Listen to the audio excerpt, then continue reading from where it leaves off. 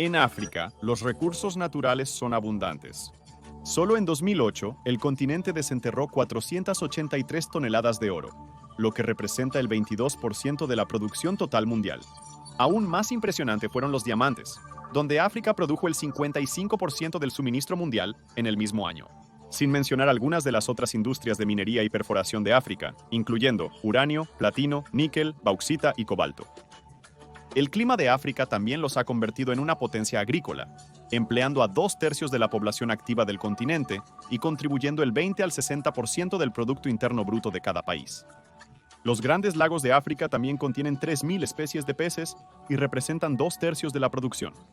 Organizaciones como la Organización de las Naciones Unidas han pronosticado que se espera que África Occidental, Oriental, Central y Meridional alcancen un Producto Interno Bruto combinado de 29 trillones de dólares para 2050. Esto, así como la población de 1.3 billones en 54 países, está comenzando a fusionarse de una gran manera. Estos hechos, como verás, no han pasado desapercibidos para el mundo, particularmente los Estados Unidos y China. Como probablemente puedas adivinar, la historia de África es una llena de intervención extranjera, donde las potencias externas han luchado por el control e influencia de los abundantes recursos de África. Desde la época de los romanos hasta las luchas indirectas de la Guerra Fría contra el comunismo, e incluso hoy con los intentos de China de beneficiarse de los recursos de África de una nueva manera, hoy verás cómo China está tomando lentamente el control de África y qué, si acaso, se puede hacer. Como se mencionó, las incursiones extranjeras en África no son nuevas en nuestra época moderna, y como suele ser el caso con la geopolítica temprana, todos los caminos conducen a Roma. Los primeros signos de colonización solo tuvieron lugar en forma de asentamientos del norte, como Sabrata, Oea y Leptis Magna. La mayoría de los relatos históricos coinciden en que África tenía una red comercial sofisticada antes de la participación grecorromana, lo que alentó al Estado a evitar expediciones costosas, al menos en los primeros periodos de asentamiento. Gran parte del éxito romano dependía de su relación con Egipto. Después de la muerte de Cleopatra Sepne, nada se interpuso en el camino para crear su mayor monopolio africano. Utilizando las redes tolemaicas, establecidas desde la legendaria conquista de Alejandro Magno, el comercio con África a través del Mar Rojo realmente despegó en el año 30 a.C. Muchos comerciantes comerciaban casi todo el año, ya que las condiciones climáticas para incluso pequeñas embarcaciones eran ideales fuera de un pequeño intervalo entre octubre y diciembre. Uno de los primeros centros comerciales notables fue un puesto avanzado nubio, al sur de Egipto, llamado Ptolemaisterón. Los griegos establecieron relaciones con tribus locales, quienes tras varios intentos diplomáticos empezaron a compartir sus fértiles tierras a las potencias cercanas. El poder conocido por controlar esta estación era conocido como Aksum, ubicado en la actual Etiopía, a solo 547.2 kilómetros al sur del preciado puesto de control. Durante la época de Augusto, Aksum sirvió como la principal confluencia para el transporte de artículos de lujo, como mano de obra, marfil, caparazones de tortuga y cuerno de rinoceronte. A lo largo del primer siglo después de Cristo, estos materiales adornarían los muebles y las paredes de los ricos, utilizados como un imponente símbolo de estatus durante reuniones y festivales importantes. Aquí es donde Roma establecería otra fortaleza notable, la isla Didoros, que rápidamente se trasladó a Oriene una vez que las incursiones hicieron que la primera fuera demasiado costosa para seguir activa. Para la mayoría de la participación de Roma en el continente africano, esta era la forma en que se llevaban a cabo los negocios. La navegación no solo era más barata, sino también más rápida, haciendo que viajes como la travesía entre Terón y la capital de Aksum solo tardaran 5 días en completarse. Aunque los puntos de control costeros constituían la mayoría de la presencia de Roma, esto no impidió que el imperio más grande del mundo explorara el interior de África. Hubo 5 grandes expediciones entre el 19 a.C. y el 90 después de Cristo, donde los mejores de Roma se sintieron obligados a explorar más territorios del sur después de poner fin a la interferencia comercial de los pueblos garamantes. Aunque muchos debaten hasta qué punto viajaron las legiones, las monedas encontradas en regiones como la actual Senegal sugieren que los generales llegaron hasta el corazón de África. Una serie de notables campañas militares ayudaron a estabilizar las relaciones entre Roma y las principales tribus, pero una serie de disputas orientales, así como motivaciones políticas a lo largo del primer siglo, disuadieron a los romanos de adentrarse más en la misteriosa masa de tierra. Por esta razón, el impacto de Roma en África probablemente siempre será un tema lleno de especulaciones, pero no hay duda de que los tesoros extraídos de la costa norte eran, sin exagerar, dignos de morir por ellos a los ojos del mundo en desarrollo. Como se mencionó, los zarcillos de Grecia y Roma solo llegaron hasta el norte de África. ¿Cuándo empezaron más naciones extranjeras a incursionar en África? Principalmente, todo al sur de los asentamientos previamente mencionados se mantuvo amenazante y misterioso hasta el siglo XV, cuando el reino de Portugal dio los primeros pasos con la ayuda de Enrique el Navegante. Hijo del rey don Juan I de Portugal, Enrique, o don Enrique, es identificado como el iniciador clave de la era de los descubrimientos, encontrando nuevas rutas comerciales en el Atlántico, así como impulsando el establecimiento de asentamientos a lo largo de la costa occidental de África. Estaba fascinado por las culturas que encontró, tanto que el Estado lo identificó como el santo patrón de la exploración. Aunque su participación fue impactante, los siguientes siglos XVI y XVII revelaron muy poco sobre el interior del continente, ya que muchos creían que estas aventuras eran demasiado costosas en medio del constante conflicto en la propia Europa. Esto de ninguna manera impidió que Portugal, así como otras potencias, afirmara su dominio sobre lo que ya se había descubierto. Al fin y al cabo, para entonces, el mercado de esclavos estaba en su apogeo. Se aliaron con señores de la guerra para desestabilizar reinos, formando eventualmente relaciones duraderas con personas como el militarista Lunda, quien se convirtió en un proveedor clave de mano de obra forzada para los años 1800. No fue hasta el siglo XIX que las naciones europeas se decidieron a reclamar las tierras africanas. La masiva conquista llegaría a ser conocida como el Reparto de África, donde 7 de las mayores potencias occidentales iniciaron un nuevo imperialismo, aumentando el control sobre África en un 90% entre 1870 y 1914. Las naciones de Gran Bretaña, Francia, Alemania, Bélgica, España, Portugal e Italia habían prácticamente diezmado la red de reinos en toda África. Portugal sin duda había sentado las bases para la futura participación, pero la mala gestión de los fondos resultó en que el reino tomara un asiento trasero cuando comenzó el verdadero crecimiento colonial. Gran Bretaña tomó el control de casi el 30% de la población africana, una enorme línea de colonias que eclipsaba la longitud original de la presencia romana, solo inhibida por los alemanes que reinaban sobre el 9%, incluyendo la colonia de Tanzania. Francia quedó en segundo lugar con el 15%. Nigeria se convirtió en la joya de la corona para el creciente imperio británico, con 15 millones de súbditos, ahora sirviendo bajo la Union Jack. Todo esto no es para decir que los pueblos de África se rindieron sin resistencia. Nada de eso. Un caso tal, y quizás el más memorable, serían las batallas de Isandlwana. Por un tiempo, los zulúes se situaron como el poder más importante en el sureste de África. La resistencia culminó en la legendaria Guerra Anglo-Zulú, donde se cometieron errores tácticos por figuras como el Lord Chelmsford, quien inicialmente había sido citado diciendo: «Los zulúes deben ser completamente aplastados para hacerles creer en nuestra superioridad. Les demostraré lo terriblemente inferiores que son a nosotros en poder de combate». Entrenados por Shaka a principios del siglo XIX, armados con lanzas, puntas de hierro y escudos curtidos, los zulúes se habían convertido en los estrategas militares más brillantes entre los clanes nativos. Su formación de batalla Cuernos de Toro demostró ser un movimiento de tenaza devastador para sus vecinos. Bajo un eclipse solar, 25.000 guerreros zulúes utilizarían estas tácticas antiguas para quitar 1.300 vidas británicas.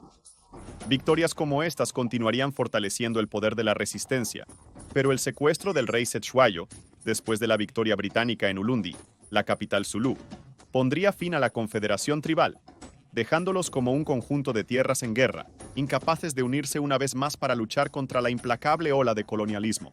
Aunque el dominio colonial nunca fue completamente estable, era suficientemente firme para que los colonos blancos consideraran partes de África como su hogar generacional. Hasta la década de 1960, las asambleas legislativas europeas discutirían la validez de su prolongada participación en el continente. Al otro lado del estanque, había una creciente potencia que marchaba al ritmo de su propio tambor, jugando con diferentes reglas, creando su propia historia con África, de una manera que ha demostrado ser devastadora, compleja y extremadamente rentable.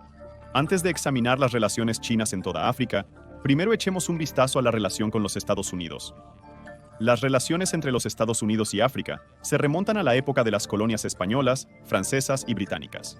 Desde el siglo XVI en adelante, la presencia africana se sintió en América del Norte, Central y del Sur en forma de soldados contratados, intérpretes y, notablemente, esclavos.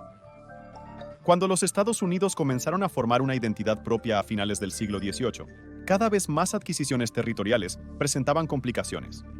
La relación británica con los africanos y el sistema de esclavitud establecido era diferente de lo que se veía en las regiones propiedad de Francia y España. Por ejemplo, Florida fue un refugio español para los esclavos fugitivos, hasta su adquisición en 1822. Los registros muestran esfuerzos unidos de los oprimidos para defender sus nuevos derechos. Los afroamericanos e indios formaron una alianza que se defendería mutuamente, una situación que llevó a una serie de guerras brutales entre los Estados Unidos y los seminolas y sus aliados. Los seminolas usualmente se casaban dentro de su grupo, manteniendo así la distinción entre comunidades. Aunque el acto de comerciar con esclavos fue ilegalizado por el Congreso en 1808, esto no impidió el crecimiento de la industria, al menos no inmediatamente. Consideremos el condado de Charleston, Carolina del Sur. En 1840, la población esclava alcanzó su pico de casi 59,000 personas. En 1860, existían 37,000 esclavos, solo el 63% comparado con 2 décadas atrás. Aunque había otros elementos en los asuntos africanos a nivel nacional en los Estados Unidos, la brutalidad de la esclavitud, con justa razón, eclipsa todo lo demás. Como era de esperar, las relaciones entre Estados Unidos y África eran bastante diferentes a lo que se observaba en el extranjero.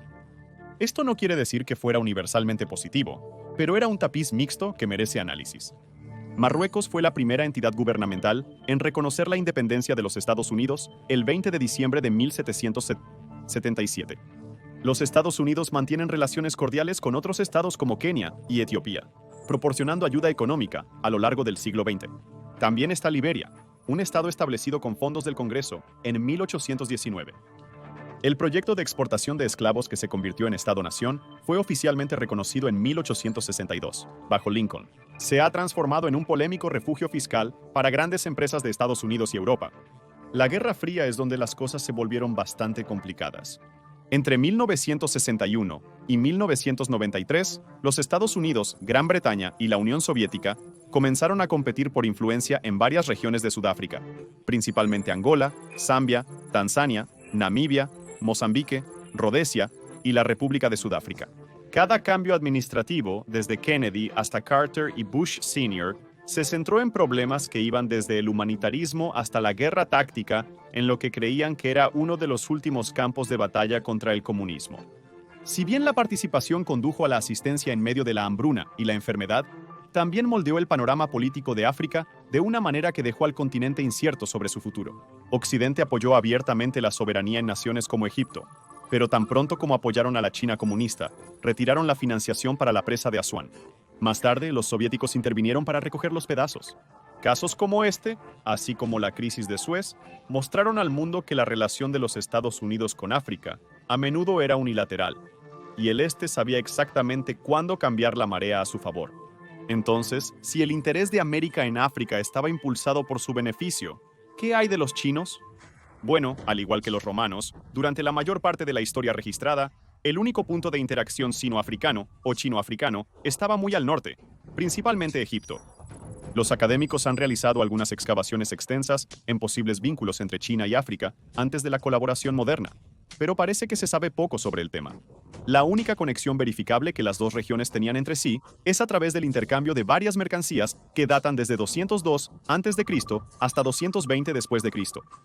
Bienes de comercio que encontraron su camino a través del este por la ruta de la seda. Los arqueólogos han descubierto monedas que datan de la dinastía Song en Mogadiscio, Kilwa y Tanzania, así como descubrimientos de jirafas, cebras e incienso exportados como un lujo novedoso a los Ming. Es probable que estos hallazgos sean el resultado de comerciantes del Medio Oriente, sirviendo como intermediarios entre reinos distantes, quienes usualmente veían la comunicación directa entre estas tierras como una violación de la seguridad fronteriza. Se dice que en el siglo XIV, el viajero y erudito marroquí Ibn Battuta realizó un largo viaje a África y Asia.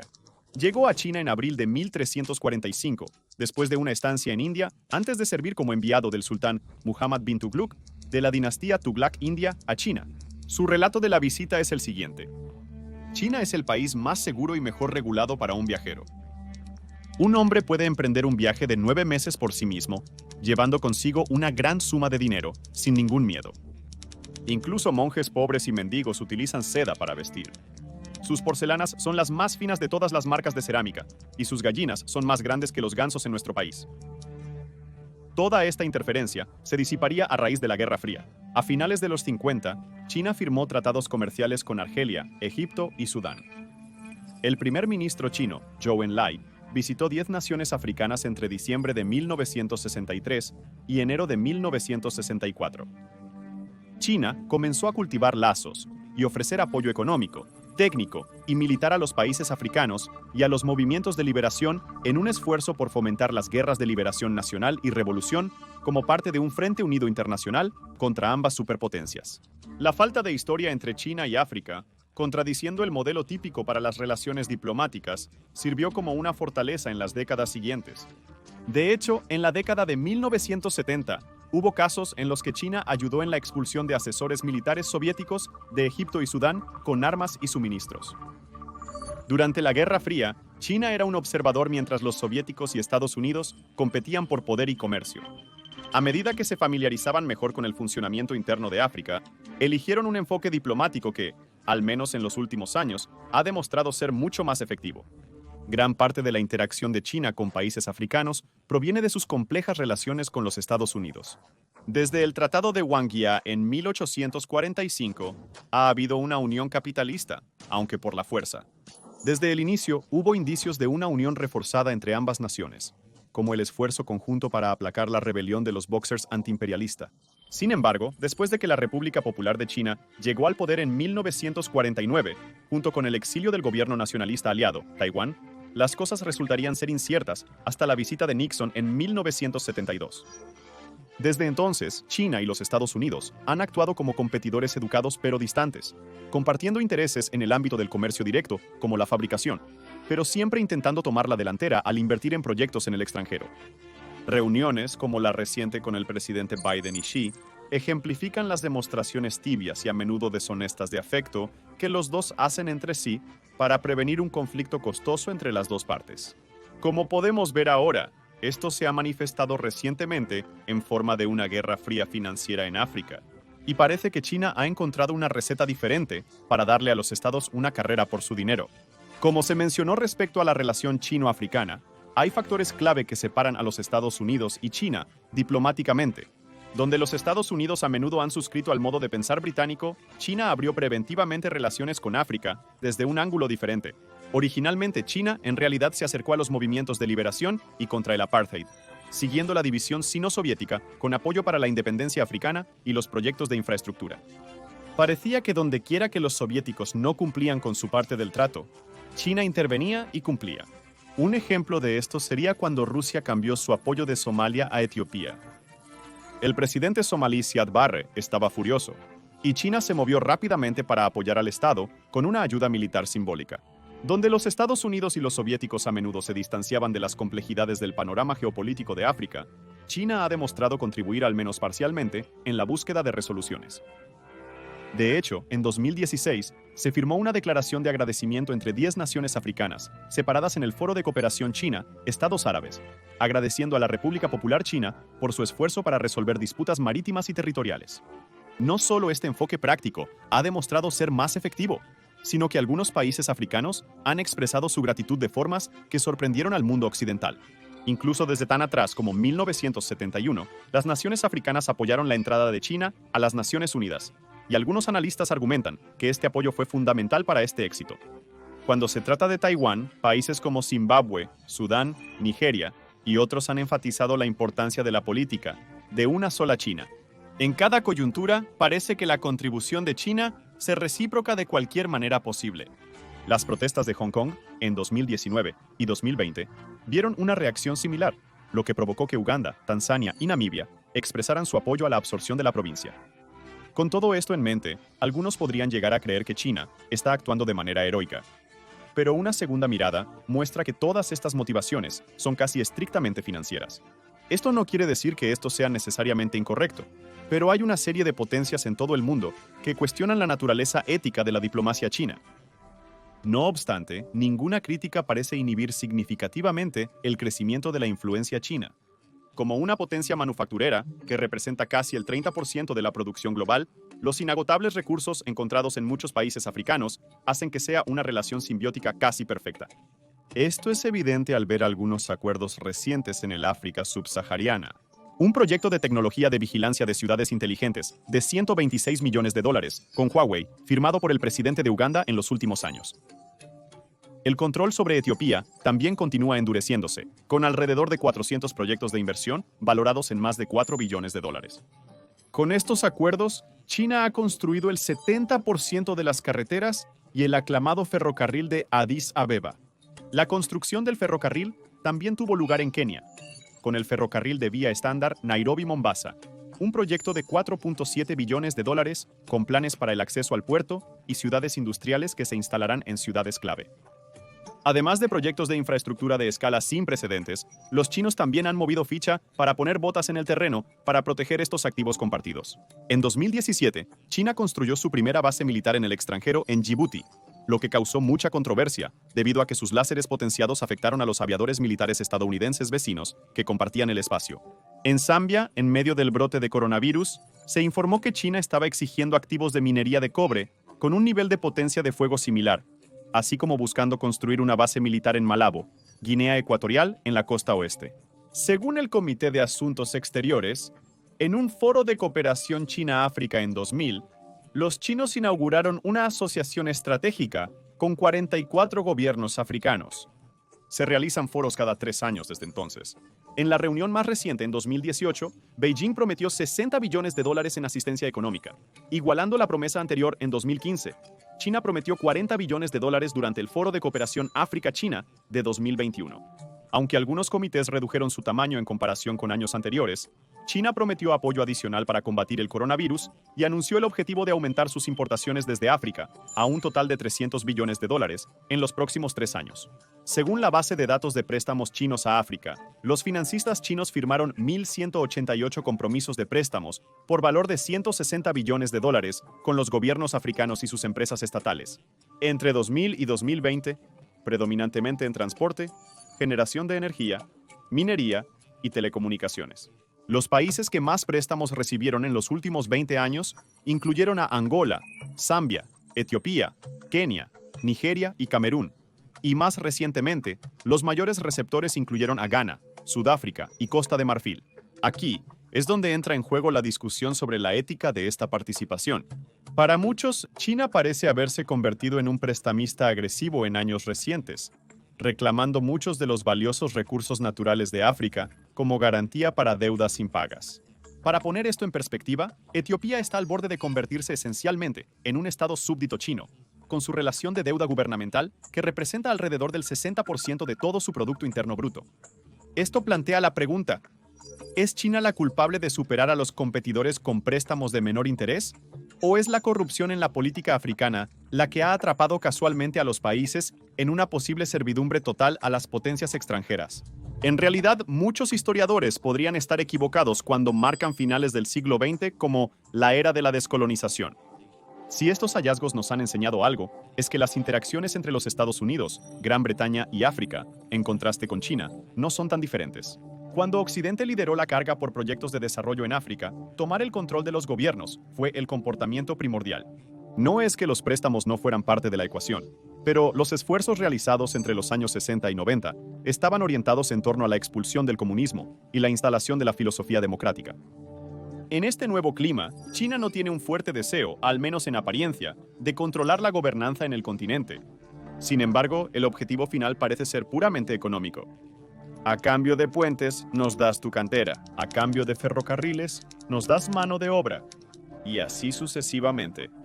No es descabellado argumentar que la colonización nunca abandonó el continente africano. Todo lo contrario, es más bien cómo se ha manifestado el dominio colonial. Hoy en día, los analistas geopolíticos llaman a esto poder blando, optando por financiar y apoyar iniciativas políticas con influencia recién adquirida, en lugar de involucrarse directamente en las complejidades de los cuerpos gubernamentales individuales. Entre 2011 y 2015, bajo los auspicios del programa de líderes de partidos políticos Sino-África, la República Popular China financió a más de 200 jóvenes líderes políticos africanos. En 2015, el programa se expandió, con Beijing anunciando que acogería a 1.000 jóvenes líderes políticos africanos para 2018. En 2022, la República Popular China abrió su primera escuela de partido financiada permanentemente por el Partido Comunista de China en África. No es muy diferente a cómo se comportan las corporaciones a nivel nacional en los Estados Unidos, invirtiendo su dinero en objetivos legislativos que sirven a sus respectivos intereses. Por el momento, este impulso no muestra signos de disminución. Parece que los políticos en toda África subsahariana están disfrutando de los frutos del trabajo chino. Independientemente de si uno piensa que este es un enfoque ético, está claro que la presencia china no desaparecerá en el corto plazo. Es decir, siempre y cuando Occidente siga jugando el mismo juego. Entonces, ¿cómo ha respondido el Occidente a tales desarrollos? Bueno, cuando no puedes vencerlos. Tú entiendes la idea. A medida que la iniciativa de la Franja y la Ruta de China ha crecido para dominar el cinturón del cobre de África Central, junto con la pérdida del último bastión occidental, después de la venta de una importante mina de cobre de Freeport a China Malí en 2020, las potencias occidentales finalmente están empezando a tomar nota. Ubicaciones como las minas en la República Democrática del Congo se están volviendo cada vez más importantes a medida que las naciones desarrolladas del mundo intentan realizar una transición energética masiva. Corporaciones como Cobalt Metals están esforzándose por cambiar la marea en lugares como Chillilabombwe, recibiendo alrededor de $150 millones de inversores externos.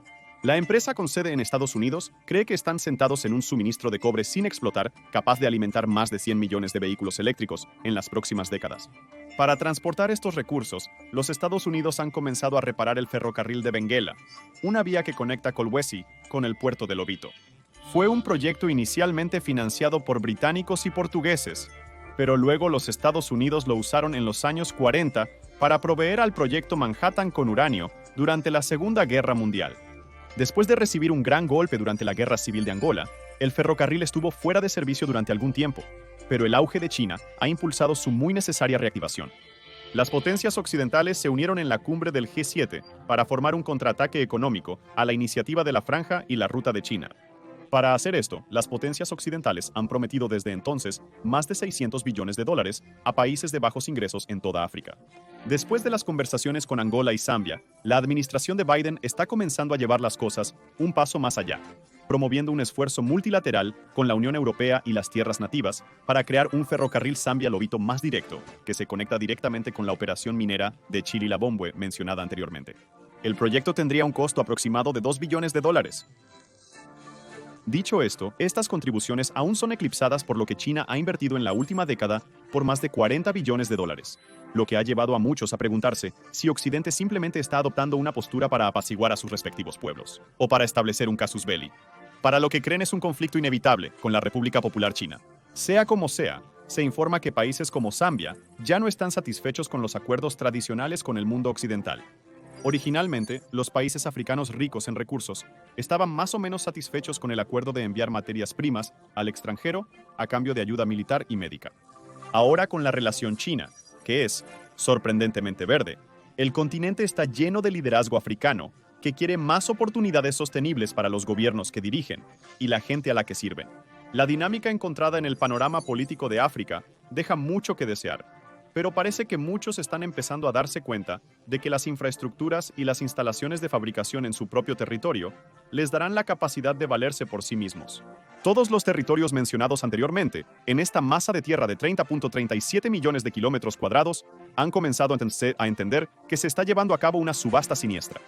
China está en camino de potencialmente tomar el control de la mayoría del continente, pero África, por primera vez desde que pisó el escenario mundial, está comenzando a determinar al menos parcialmente su propio destino.